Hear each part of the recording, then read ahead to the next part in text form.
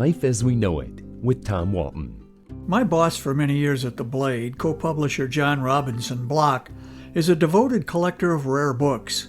He even keeps a climate-controlled library in his home to protect the treasures he has accumulated over the years.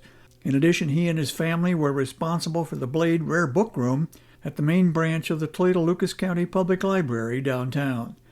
I'm not a collector, certainly not at John's level, but I have a book I bet he'd like to have. It was authored by a mutual friend of his and mine, the late Mildred Benson, whose long and distinguished career in newspaper journalism at the Blade ended the day she died in 2002 at the age of 96. By now you probably know I'm talking about a true Toledo treasure herself, the pioneering author of the first 23 books in the Nancy Drew Mystery Series. I consider it an honor and a privilege that Millie was a colleague and a friend. I celebrate her today because 2020 is the 90th anniversary of the launch of her Nancy Drew Mystery Series under her pen name of Carolyn Keene.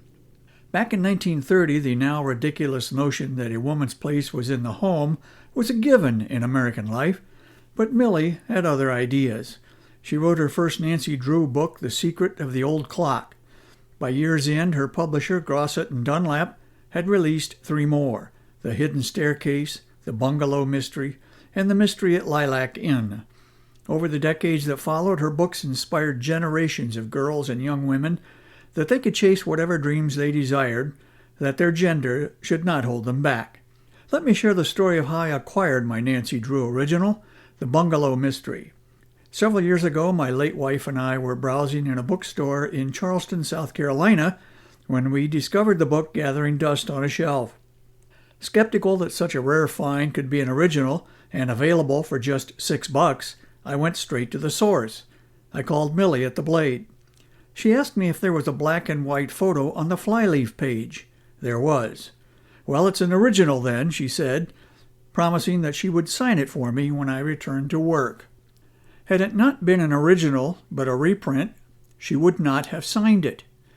Reprints produced many years after the originals were a sore point with Millie. Younger writers were recruited to massage her manuscripts with what the publishers considered more contemporary prose. In addition, her originals all contained 25 chapters. The rewrites, authored by others, had just 20. True to her word, Millie signed our book to my wife with these words, quote, "To Diane from Mildred Benson, who wrote this book under the pen name of Carolyn Keene," unquote. Late in Millie's life, I took her to Columbus, where she was inducted into the Ohio Women's Hall of Fame. Several hundred women jumped to their feet for a sustained standing ovation when they realized the woman being introduced was the original Carolyn Keene. I have no idea what my book is worth today. For one thing, the dust jacket is missing. It doesn't matter anyway. I'd never sell it. 90 years after the world first met Nancy Drew, girl detective, in 1930, her spirit and Millie's live on. Life as We Know It is written and hosted by Tom Walton and is a production of WGTE Public Media.